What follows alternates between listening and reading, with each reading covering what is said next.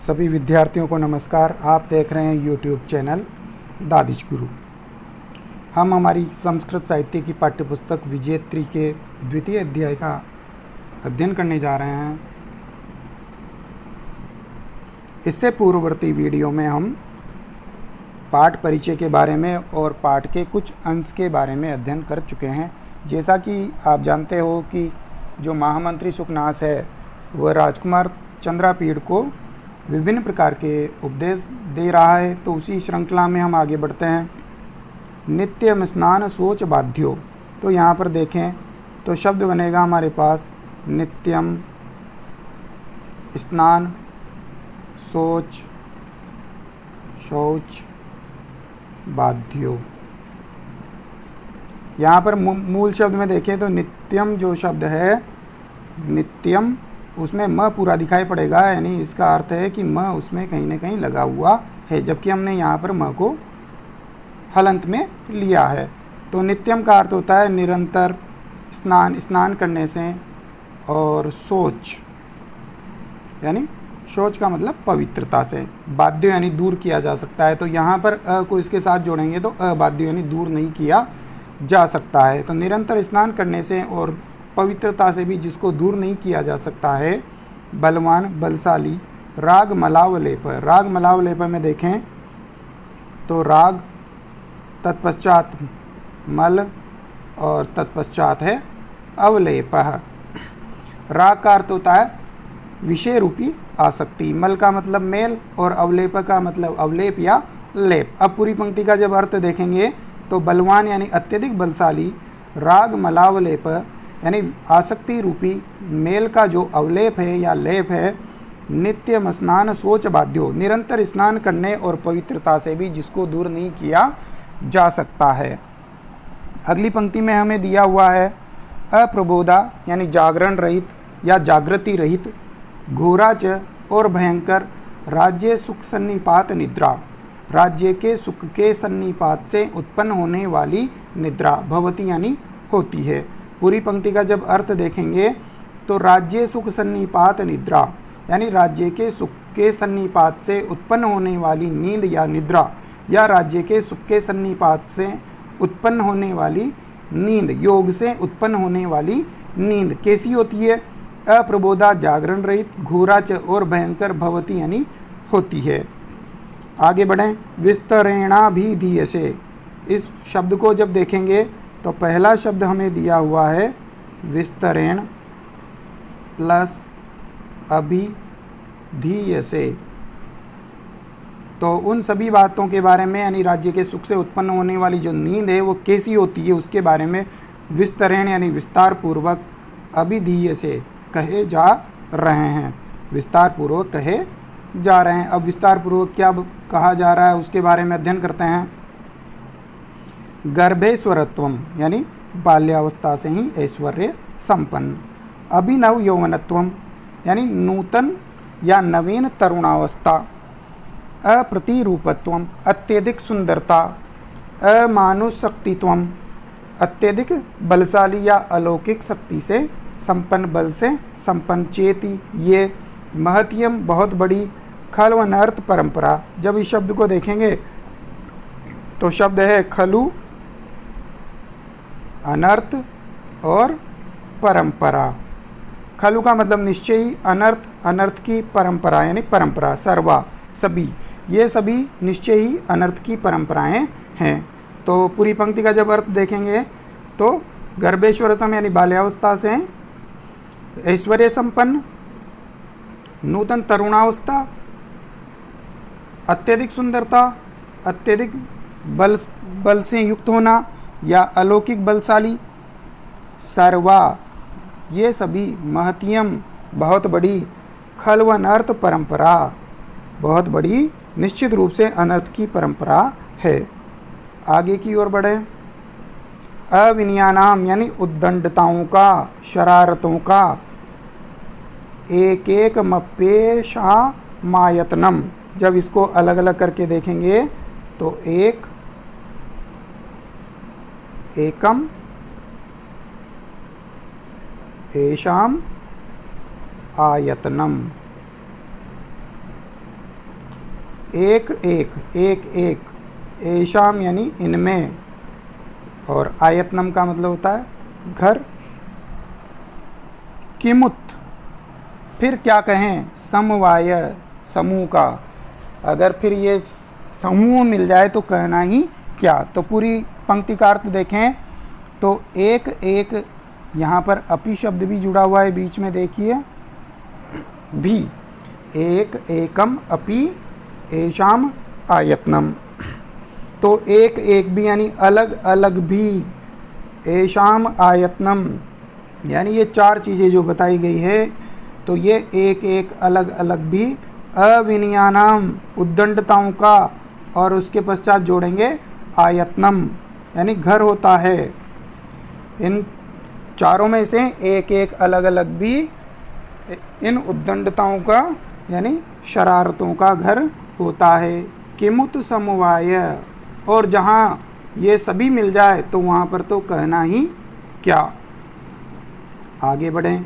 यौवनारंभे, युवावस्था के प्रारंभ में, च प्रायः शास्त्र जल प्रक्षालन निर्मलापि, शास्त्र जल प्रक्षालन निर्मलापि, शास्त्र जल यानी वेदों के ज्ञान रूपी जल प्रक्षालन, जल के प्रक्षालन से यानी धोई हुई, निर्मलापि निर्मल होने पर भी, बुद्धि जो बुद्धि होती है, कालुष्यम उपयाति, यहाँ पर इस शब्द को जब हम अलग अलग करके देखेंगे, कालुष्यम उपयाति को, तो पहला शब्द बनेगा हमारे पास कालुष्यम और दूसरा शब्द बनेगा उपयाति।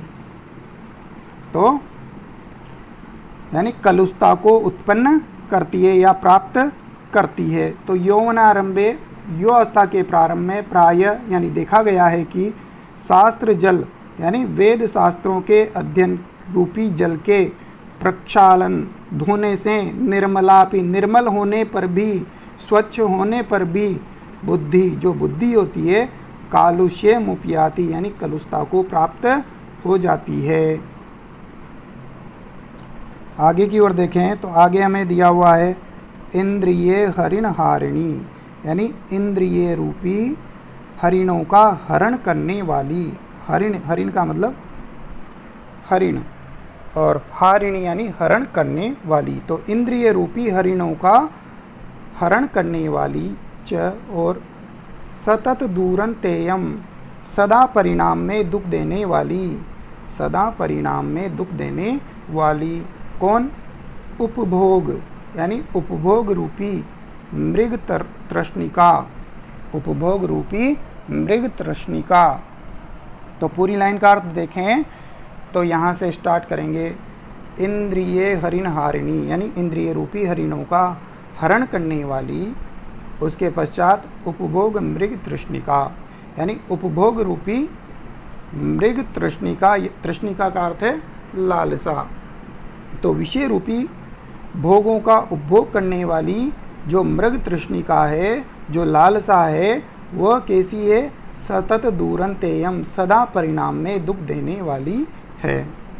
आगे की ओर देखें, नाशयति नष्ट कर देती है, नाश कर देती है। च दिंग मोह, दिंग मोह का मतलब दिशा भ्रम या दिग्भ्रम। इव, इव का अर्थ है की तरह। इसको हम अलग अलग करके देखें तो यहाँ पर शब्द है हमारे पास इव प्लस उन्मार्ग और प्रवर्तक दे रखा है। इव यानी की तरह, उन्मार्ग प्रवर्तक विपरीत मार्ग पर ले जाने वाली। पुरुषम पुरुष मत्या संगो, पुरुष मत्या संगो। तो यहाँ पर पहला शब्द बन जाएगा हमारे पास पुरुषम और अंत में बन जाएगा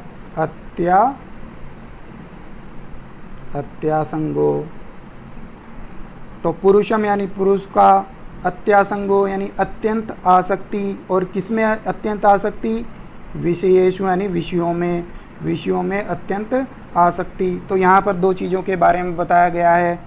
पहली चीज़ के बारे में देखें तो दिंग मोह इव दिशा भ्रम के समान। अब दिशा भ्रम क्या करता है?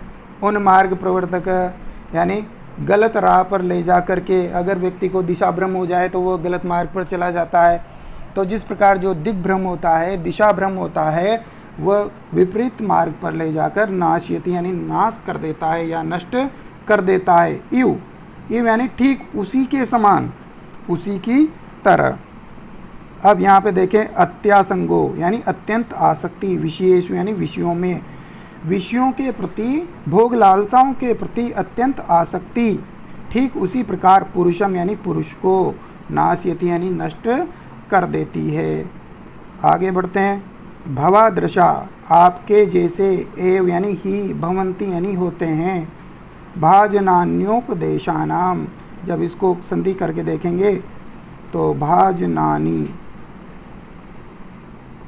भाजनानी और दूसरा शब्द बन जाएगा उपदेशा नाम। भाजनानी का मतलब होता है पात्र और उपदेशा नाम का मतलब उपदेशों के।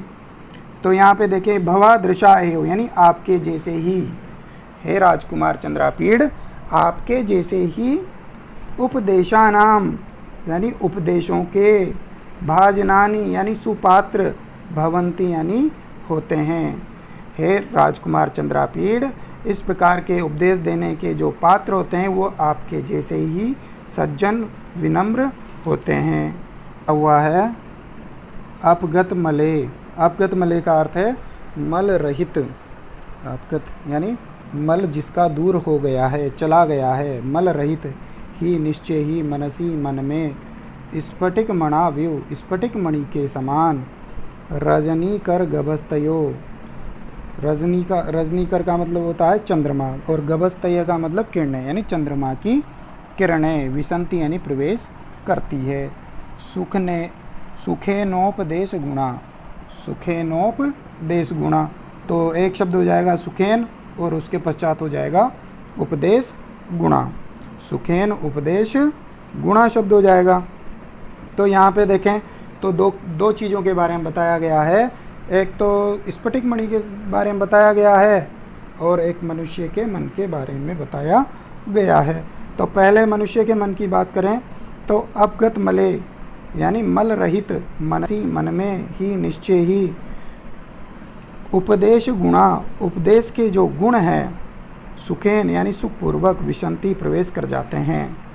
जो मल रहित मन है उसमें उपदेश के गुण सुखपूर्वक प्रवेश कर जाते हैं। कैसे कर जाते हैं? ठीक उसी प्रकार जैसे रजनी कर गभस्तयो, रजनी कर गभस्तयो यानी चंद्रमा की किरणें स्फटिक मणाव्यु स्फटिक मणि में प्रवेश करके उसे प्रकाशित कर देती है। उसी प्रकार जो उपदेश के गुण है वह मल रहित मन में प्रवेश करके उस मन को प्रकाशित कर देते हैं।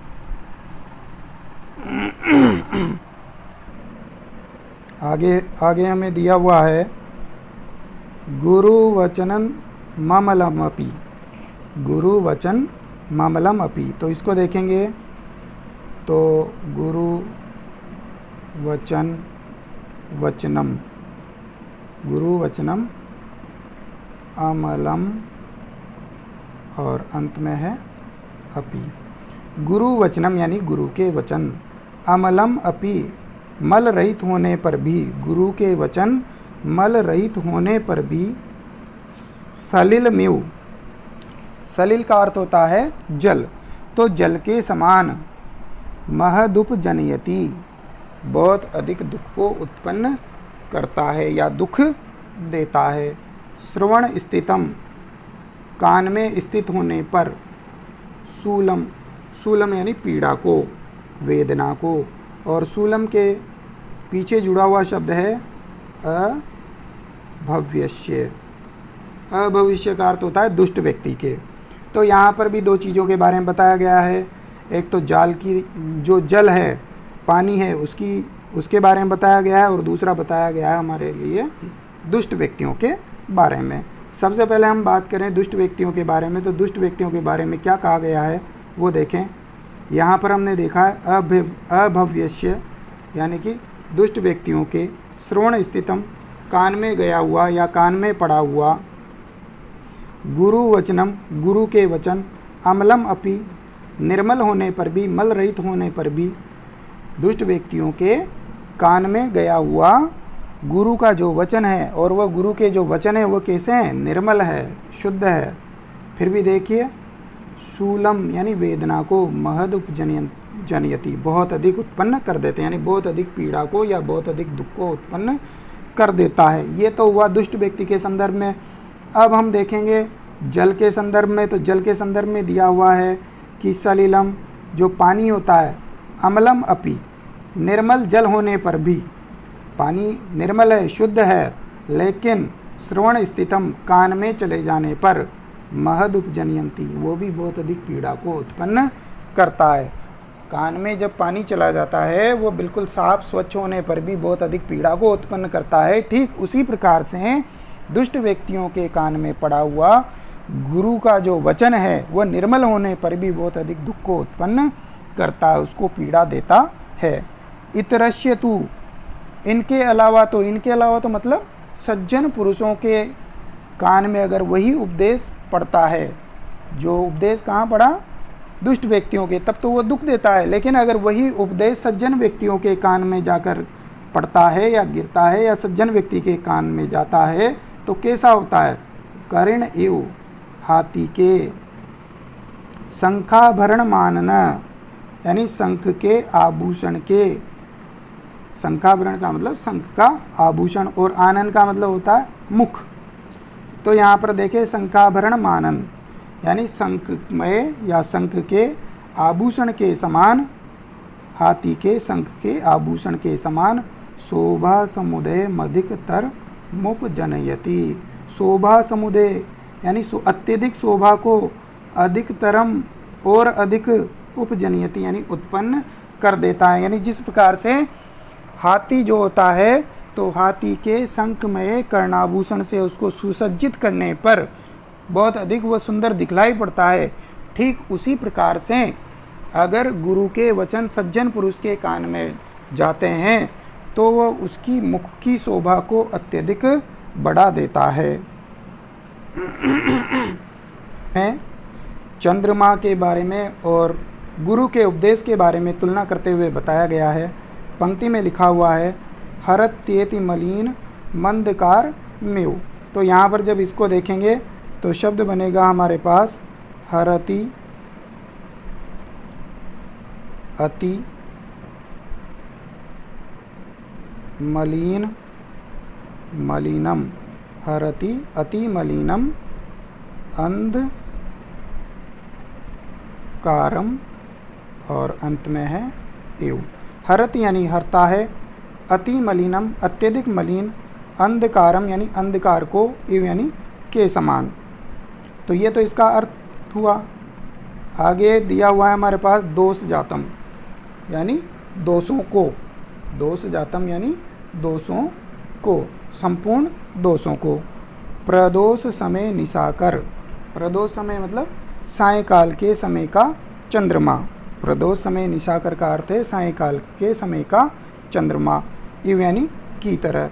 तो यहाँ पर पहले चंद्रमा के बारे में देखें तो प्रदोष समय निशाकर है, सायंकाल के समय का चंद्रमा, अति मलिन अंधकारम अत्यधिक मलिन अंधकार को हरति हर लेता है। जैसे सायंकाल का चंद्रमा अत्यधिक मलिन अंधकार को हर लेता है, वैसे ही गुरु का जो उपदेश होता है वो अति मलिन अंधकारम अत्यधिक मलिन अंधकारों को, दोष जातन संपूर्ण दोषों को हरति दूर कर देता है।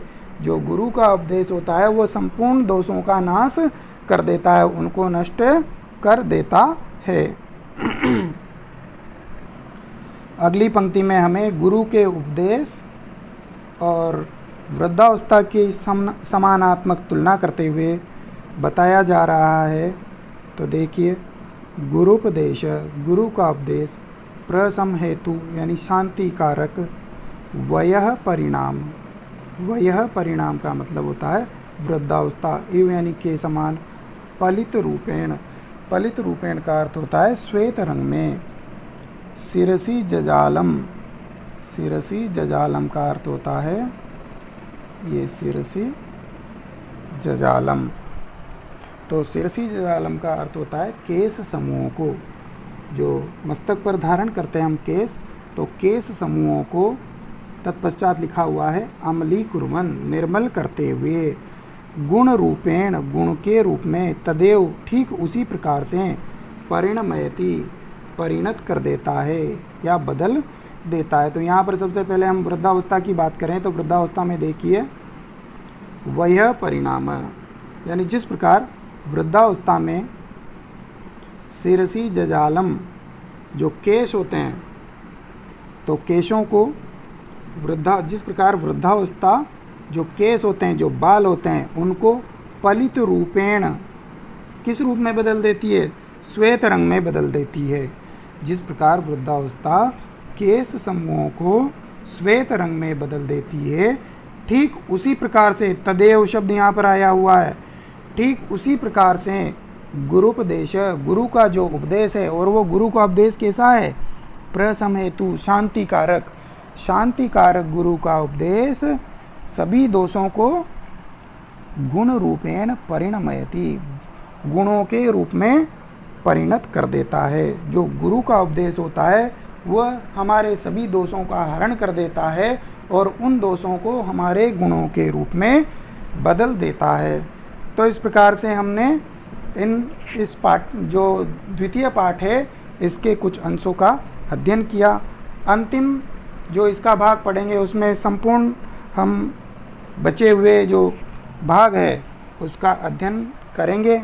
तो जिन विद्यार्थियों ने अभी तक चैनल को सब्सक्राइब नहीं किया है वो चैनल को सब्सक्राइब करें, बार बार इस वीडियो को देखें ताकि आपका अभ्यास हो, क्योंकि ये जो पाठ है उसकी जो भाषा है वो थोड़ी कठिन भाषा है, क्योंकि बाणभट्ट जी का प्रसिद्ध ग्रंथ है कादम्बरी, और कादम्बरी से हमें ये लिया गया है, इसलिए इसकी जो शैली है वो थोड़ी कठोर है। इसलिए निरंतर इसका अभ्यास करें ताकि आपको सब चीज़ें आसानी से समझ में आ सकें।